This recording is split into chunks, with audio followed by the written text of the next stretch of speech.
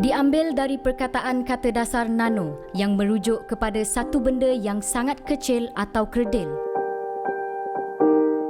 Teknologi nano merupakan kajian dan penggunaan sains pada perkara yang sangat kecil dan boleh digunakan dalam semua bidang sains lain seperti kimia, biologi, fizik, sains bahan dan bidang kejuruteraan.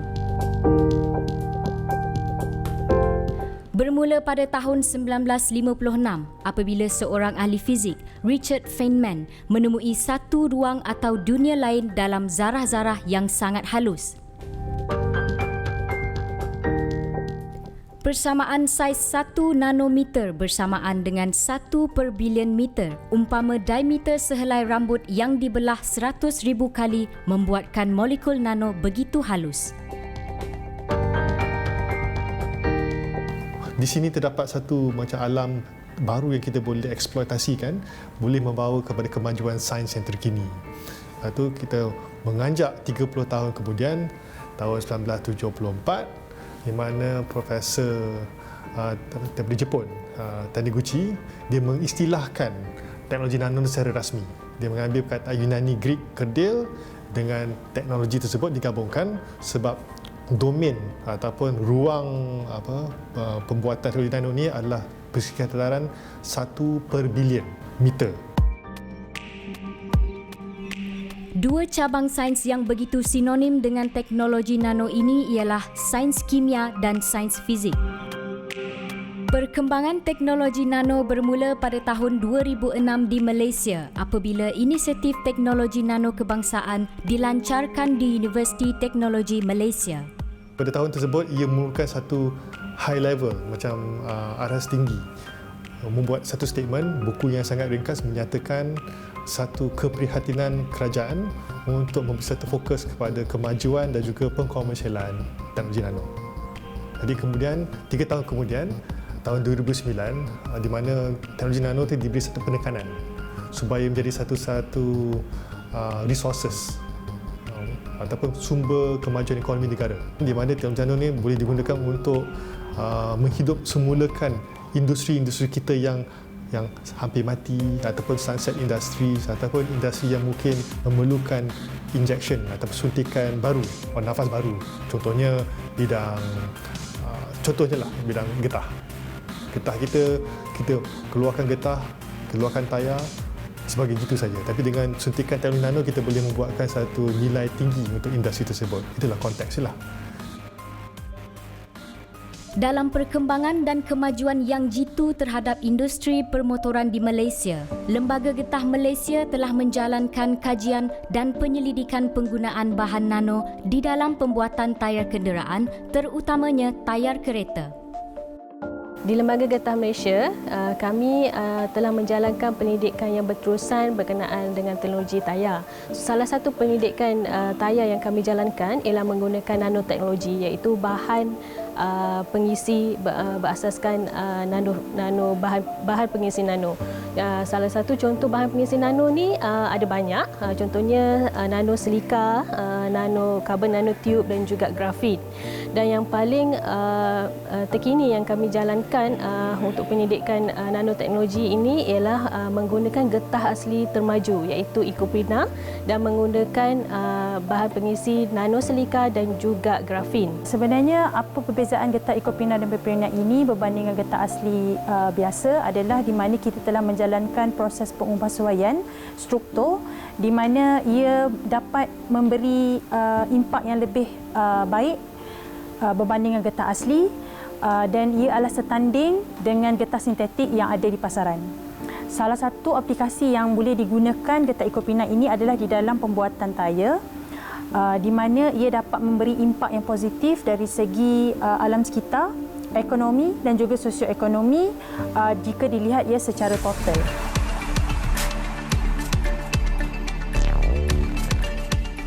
Usaha ini merupakan satu inovasi dalam pembuatan tayar kereta di Malaysia demi memberikan tahap optima kepada pengguna selain memberikan kesan positif dari sudut ekonomi dan alam sekitar. Peningkatan pengeluaran getah secara tidak langsung akan menjadi lebih baik dengan adanya perkembangan dari sektor industri. Teknologi nano yang digunakan dalam pembuatan tayar sebenarnya bukanlah mudah prosesnya. Ia akan menjalani pelbagai tahap ujian makmal dan ujian pada situasi sebenar pemanduan, iaitu ujian di atas jalan raya. Jadi kombinasi getah asli termaju Ecopina dan nanosilika dan juga grafin ini memberikan prestasi ataupun sifat-sifat yang diperlukan oleh sebatan tayar. Sebagaimana kita tahu, regulasi tayar-tayar contohnya di Eropah, di Jepun dan juga di Arab, mereka telah memperkenalkan sistem labeling tayar. So sistem labeling tayar ni mempunyai 3 kategori, iaitu satu label, maksudnya grading dari segi rintangan guling untuk menunjukkan efisiensi minyak yang digunakan. Yang keduanya grading dari segi cengkaman basah, iaitu wet grip bila permukaan jalan yang basah untuk keselamatan pengguna. Dan yang ketiganya ialah rolling noise, iaitu bunyi yang dihasilkan oleh tayar. Jadi 3 sifat tayar ni diperlukan oleh pembuat tayar untuk mencapai prestasi yang terbaik. Ketiga-tiga sifat keseimbangan tayar memang dititik beratkan. Namun, untuk mengimbangi ketiga sifat tersebut bukan mudah. Dalam teknologi nano, dengan grafin sebagai bahan nano yang digunakan, dapat memberi keseimbangan yang mereka kehendaki.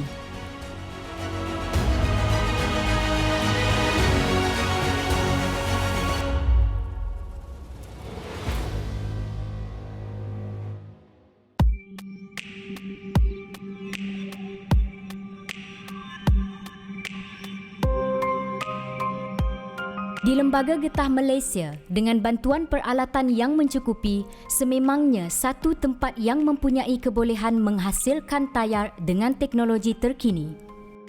Di sini kami menghasilkan bahan-bahan nano, iaitu carbon nanotube dan juga grafin. Bahan-bahan nano ni dihasilkan untuk mempertingkatkan lagi kapasiti ataupun properties bahan yang kita mahukan di dalam produk-produk getah, contohnya tayar ataupun sarung tangan. Dari pembuatan tayar hinggalah kepada pembuatan sarung tangan, semua yang berasaskan getah sememangnya menjadi kepakaran kepada para penyelidik di Lembaga Getah Malaysia. Saya ditugaskan untuk mengendalikan mesin ini, dan mesin ini dinamakan Transmission Electron Microscope, ya, ataupun kita panggil TEM, ya, short form. Dan mesin ini agak canggih sebab resolusi sangat tinggi. Boleh nampak sampai ke tahap 0.7 nanometer. Sangat-sangat kecil. Kalau kita bayangkan sehelai rambut yang thickness dia dalam lingkungan puluhan mikron. Kalau kita potong 1000 kali, bukan panjang tapi diameter dia 1000 kali, baru kita dapat beratusan nanometer. So kena potong lagi beratus kali baru dapat nanometer. Jadi banyak kecil. Resolusi ini sangat-sangat tinggi. Untuk sebatian getah yang telah dicampurkan dengan bahan pengisi nano, iaitu grafin, beberapa ujian akan dilakukan secara dinamik dan fizikal. Kedua-dua ujian ini dilakukan adalah untuk melihat perubahan yang berlaku pada campuran getah apabila perubahan suhu berlaku, iaitu dari suhu rendah kepada suhu tinggi. Apa yang perlu kita lakukan ialah kita akan masukkan sampel sebatan yang telah kita sediakan. Ya. Biasanya sebatan tersebut kita akan prepare daripada segi slab, ya, macam ni, dan kita akan potong ikut ukuran panjang yang seperti ini, dan kita akan settingkan dia dekat tempat pemegang mesin GMTA ni.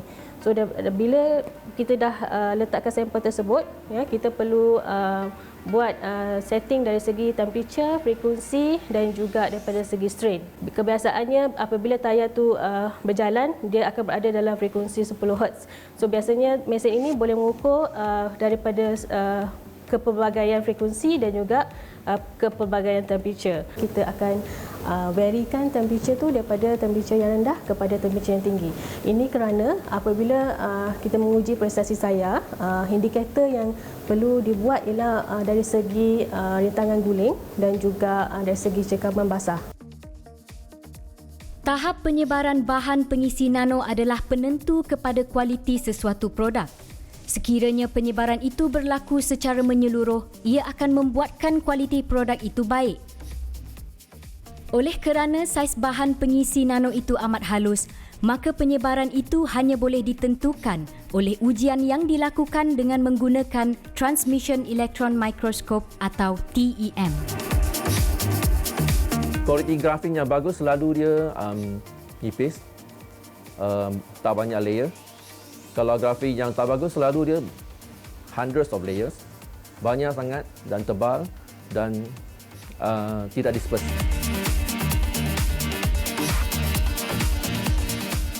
Ini pula alat ujian geseran atau namanya pendulum skid tester yang digunakan untuk menguji tahap geseran sebatian getah terhadap permukaan seperti permukaan jalan raya, konkrit, simen halus, permukaan basah dan berminyak.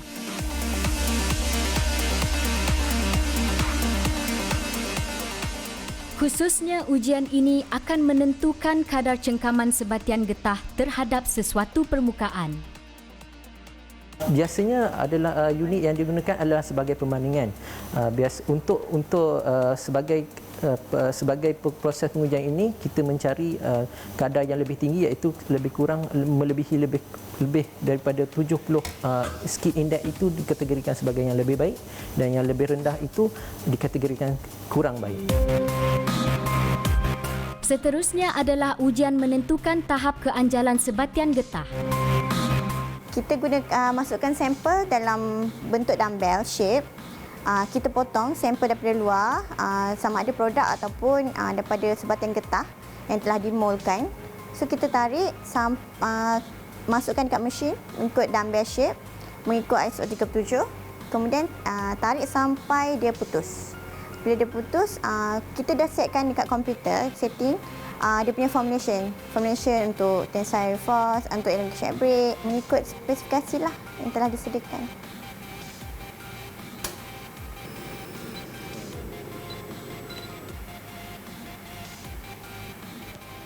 Untuk ujian rintangan tayar atau rolling resistance, biasanya akan dijalankan di dalam makmal tayar Lembaga Getah Malaysia dengan menggunakan mesin khas yang terdapat di situ. Ujian ini dilakukan adalah untuk menentukan tahap rintangan tayar apabila ia digunakan pada kenderaan sebenar.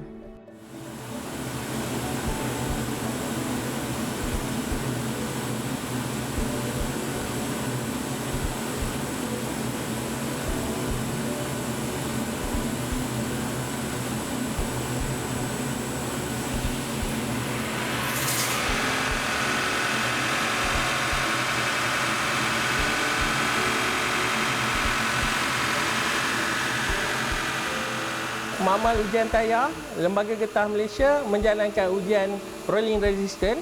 Dalam masa yang sama, makmal ujian tayar RRM menjalankan beberapa ujian untuk tujuan pensijilan dan juga untuk tujuan pembangunan produk ataupun research and development.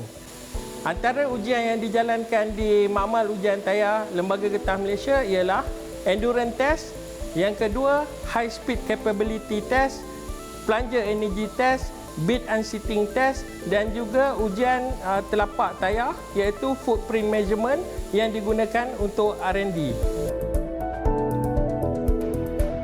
Kemajuan sesuatu produk itu semestinya akan menjalani pelbagai ujian tahap kualiti demi memastikan keberkesanan dan kebolehpasaran mencapai pada tahap yang dikehendaki.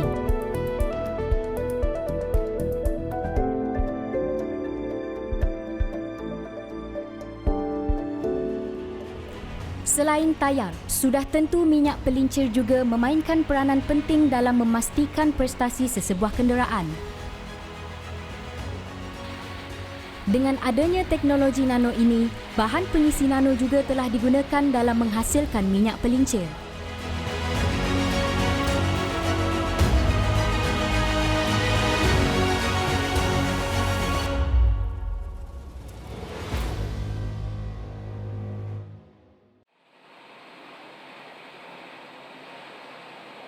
All Season Energy merupakan salah satu syarikat pengeluar minyak pelincir yang diiktiraf oleh Nano Malaysia.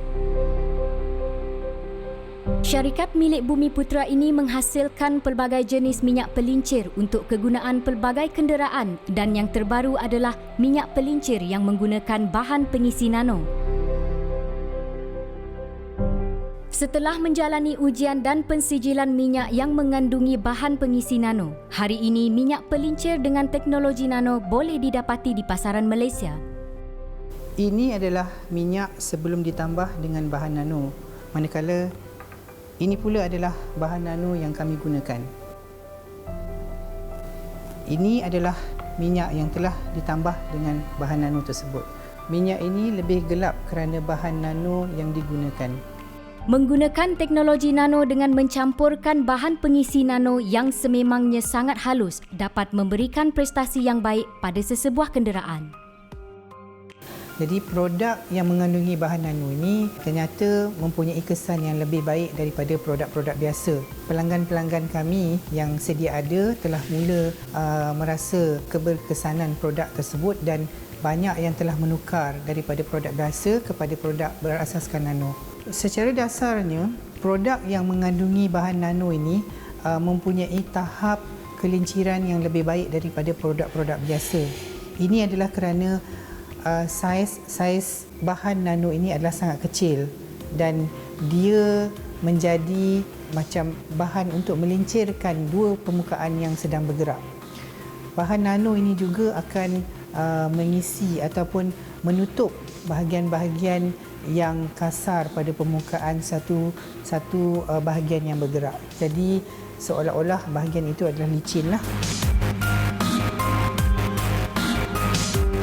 Sudah pasti, minyak pelincir berasaskan teknologi nano ini dihasilkan bukan sahaja untuk enjin kereta, malah ia dihasilkan untuk kegunaan enjin motosikal. Tidak dinafikan kepada pemilik kenderaan masa sekarang ingin mempunyai sebuah kenderaan yang kelihatan cantik dan menarik di bahagian luarannya. Oleh itu, terhasillah pelbagai bahan pengilat kenderaan yang boleh didapati di pasaran dari yang biasa hinggalah kepada yang mempunyai bahan pengisi nano. Our coatings is a bit unique because it's a hybrid resin where we incorporate certain particles, which is a metal oxide grinded to a nanoscale. It's used as a co-binder where it allows our formulation to cross-link and to improve the curing and also the chemical resistance. The product can be used for multiple industries.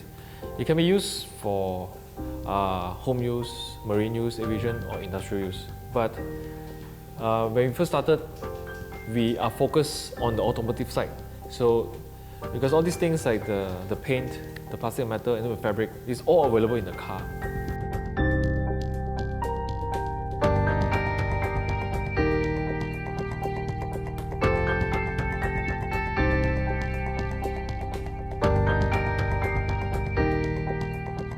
Jika sebelum ini campuran untuk membuat pengilat kereta lebih banyak menggunakan bahan-bahan kimia, penggunaan campuran bahan kimia tersebut dapat dikurangkan dengan adanya bahan pengisi nano. Selain itu, hasilnya adalah lebih baik dari sebelumnya. Secara tidak langsung dapat membantu mengurangkan kos pembuatan sesuatu produk. Our product, which is nano, within the nano verified is the coatings. Our coatings are nano verified. So we use a lot of the metal oxide particles inside there. So for the cleaning products, we incorporate some of them, but we don't focus so much on it.